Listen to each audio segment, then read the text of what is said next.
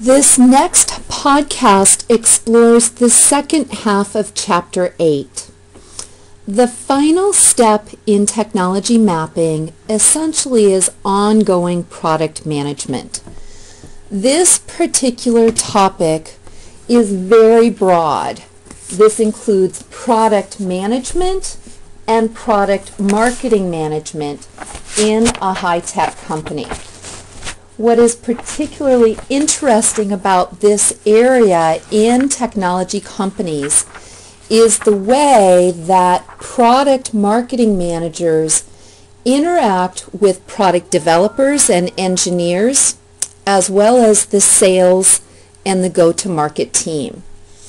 I strongly encourage you to look at the technology expert Tammy Severson on pages 289 and 290 in your book about how this works from a technology company's perspective. What you see is that ongoing technology management requires a diverse skill set. The first skill set that is necessary is what's called a platform and derivative strategy. Essentially, each family that you see on this diagram is a company's technology platform along generations of technology, where family 1 might be the iPod, and it might include the 32 gig, the 16 gig, and the iPod Shuffle. Family 2 then might include the Touch. Family 3 might be the iPad.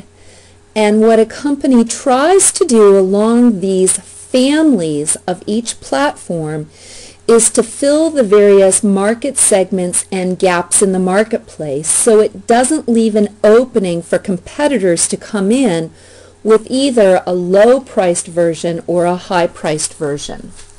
The master of the platform and derivative strategy historically has been Intel, that has introduced subsequent generations of chips while filling all of the possible niches within each family with various speeds and sizes of processors.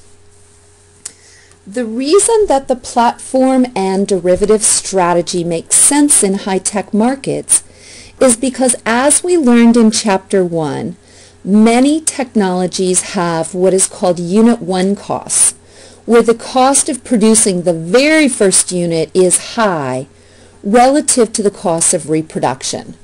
And in fact, of course, for any software or digital product, the costs of reproduction are essentially zero because it's easy to replicate digital goods. In this case, in order to recoup the Unit 1 cost, a company tries to create as many derivatives in the market as possible to optimize its revenue. And I also mentioned the fact that we want to fill the possible gaps in the marketplace. Now, one interesting decision is when a company engages in a platform strategy, should it build for the high end of the market first or for the low end of the market? And the general thinking is that a company's first entry in the market should be designed for high-end users.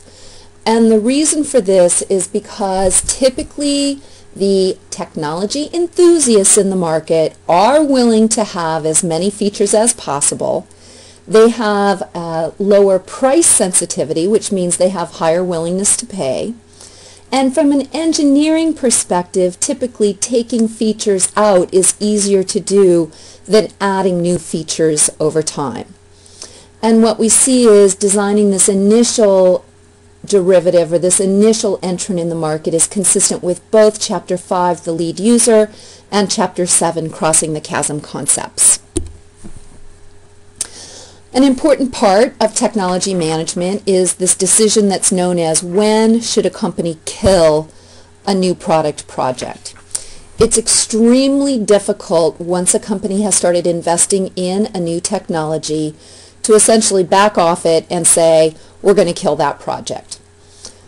In all organizations, there's something that is called escalation of commitment and this is true in our personal lives as well, that once we've invested a certain amount of time or effort in a project, we continue to throw what's called good money after bad, in the sense that if we just put a little bit more time or effort in, I know this is going to pay off. And also escalating commitment occurs because technology developers are perennial optimists, and they believe they're smart and are going to be able to solve any technology problems that are arising. And the fact is, all people have biases in interpreting information. One of these biases is called the confirmation bias, where essentially people not only are more likely to recall information that confirms their prior beliefs, they also tend to ignore information that disconfirms their beliefs. And as a third component of this, when they get neutral information, they interpret it as positive, and they even spin potentially negative information as positive.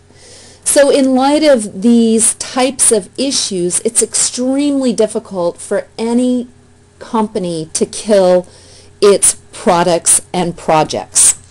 So the general rule of thumb for this is essentially to make sure that there is an internal orientation towards open questioning. Somebody should play devil's advocate. We should have clear hypotheses with an expectation of what data is required to either support or refute a project's ongoing development. And we need to make managers who are less likely to suffer from a confirmation bias, we have to charge those managers with the authority to make the kill, no kill decision. And these decisions should be based on benchmarks that are established at the outset of the project.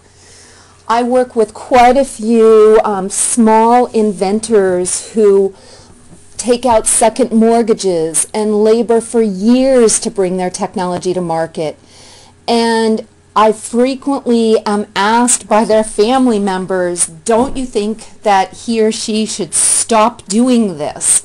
But it's incredibly difficult when you've invested years of your life into a particular technology to accept that perhaps it's not going to work. So this idea of knowing how long you're going to stick with a project and what the benchmarks are and what data you need to make the stop doing that decision is critical. So here we see a little bit more on the confirmation bias, the sunk cost fallacy, and this idea of anchoring an adjustment and how to overcome those biases. Going to take a quick break here, 1 second.